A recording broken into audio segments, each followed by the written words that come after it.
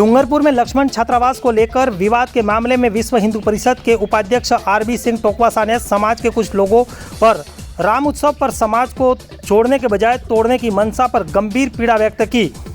राजस्थान डूंगरपुर जिले के अंतर्गत एक तरफ जहां भगवान राम के जन्मदिन के अवसर पर पूरा डूंगरपुर भगवामय हो चुका था, करीब 3 से 4 किलोमीटर तक लंबी शोभा यात्रा से पूरा जिला भव्य एवं दिव्य आयोजन का गवाह बनकर झूम रहा था, तो दूसरी तरफ समाज के कुछ लोग साथी लक्ष्मण छात्रावास का विरोध प्रदर्शन कर रहे थे, जिसको लेकर उस ऐतिहासिक दिन का चयन पर समाज के लोगों की मंशा पर सवाल उठाते हुए बोले आरबी सिंह टोकवासा। देखिए ये खबर।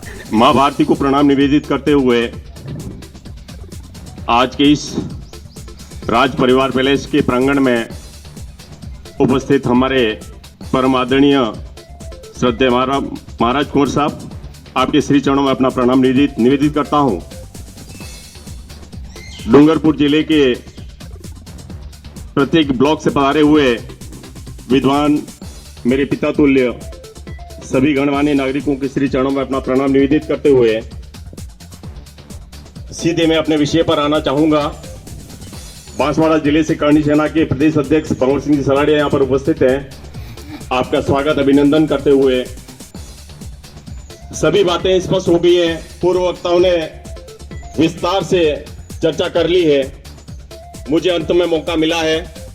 सबसे छोटा व्यक्ति वक्ताओं की श्रेणी के अंदर हूं, लेकिन फिर भी मेरे जहन के अंदर जो भी छोटा मोटा कुछ है, इस पैलेस के प्रति जो भाव है, मैं तो सीधा आपको ये बताना चाहता हूं कि राम नवमी का पावन पर्व, मर्यादा पुरुषोत्तम भगवान श्री राम जो हमारे आराध्य है, वो आयोजन संपूर्ण आर्यव्रत के अंदर बड़े ही हर्षोल्लास के अंदर भारत की धरती पर आयोजित होता रहा है। और विगत 2 वर्षों के अंदर डूंगरपुर की धरती के अंदर भव्य और दिव्य कार्यक्रम आयोजित हुए हैं। उसके हमारे रामोत्सव आयोजन समिति के लास्ट ईयर के इस समिति के अध्यक्ष आदरणीय महाराज कुंवर साहब थे। क्योंकि मैं विश्व हिंदू परिषद से जुड़ा हुआ हूं, 3 दशक से संघ परिवार के उस आयाम से जुड़ा हुआ हूं। इस डूंगरपुर जिले के जिलाध्यक्ष के रूप में, बजरंग दल के जिलाध्यक्ष के रूप में 7 साल तक मैंने अपनी सेवाएं दी है। और विश्व हिंदू परिषद का जिला उपाध्यक्ष होने के नाते मेरे मन में उस दिन वो कुंठा, वो पीड़ा मन में जागी कि आज का इस दिन का चयन आप लोगों ने क्यों किया। जब रामोत्सव का आयोजन इस भारत की भूमि पर आर्यव्रत के अंदर बड़े ही हर्षोल्लास के अंदर किया जा रहा है, उस दिन का चयन आप लोगों ने क्यों किया। क्या उसी दिन वो आयोजन करने की, आपको साफे बनने के लिए वही धरती मिलती थी? उसी दिन आपको वही काम करने की जरूरत थी? जब पूरा डूंगरपुर जिला भगवामय बनने के लिए, दिव्य और भव्य कार्यक्रम का आयोजित करने के लिए यहाँ पर डूंगरपुर की ओर लालायित था। पूरा आसपुर से लेकर के डूंगरपुर तक पूरा रोड जिस पर बड़े बड़े डीजे चल रहे थे और भगवा साफे वहां पर निरंतर प्रवेश करके इस डूंगरपुर की धरती पर आने के लिए लालायित थे। आप सभी साक्षी है उस जो दृश्य आपने जो देखा। आप भी हमारे हैं और वहां पर जो बैठे हैं वो भी हमारे हैं। मैं सबसे करबद्ध निवेदन करना चाहूंगा, अपना समाज अलगाव की दिशा की ओर बढ़ गया है।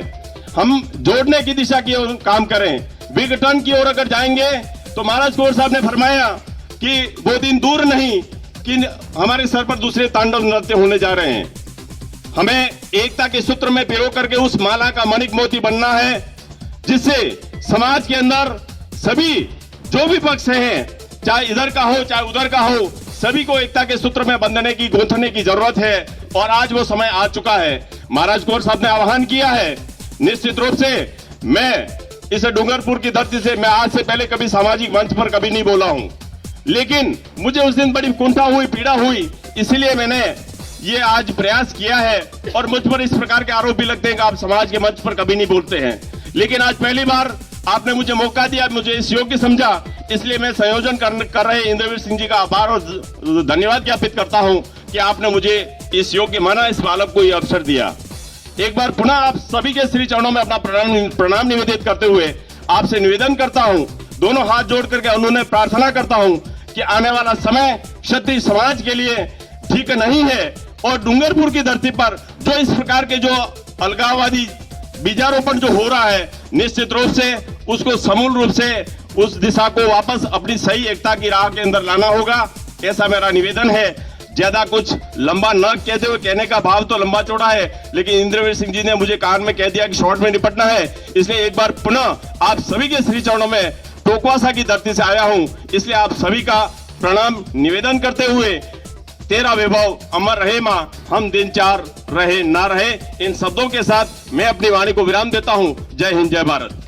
न्यूज 24 पब्लिक लाइव चैनल को सब्सक्राइब, लाइक और शेयर करें।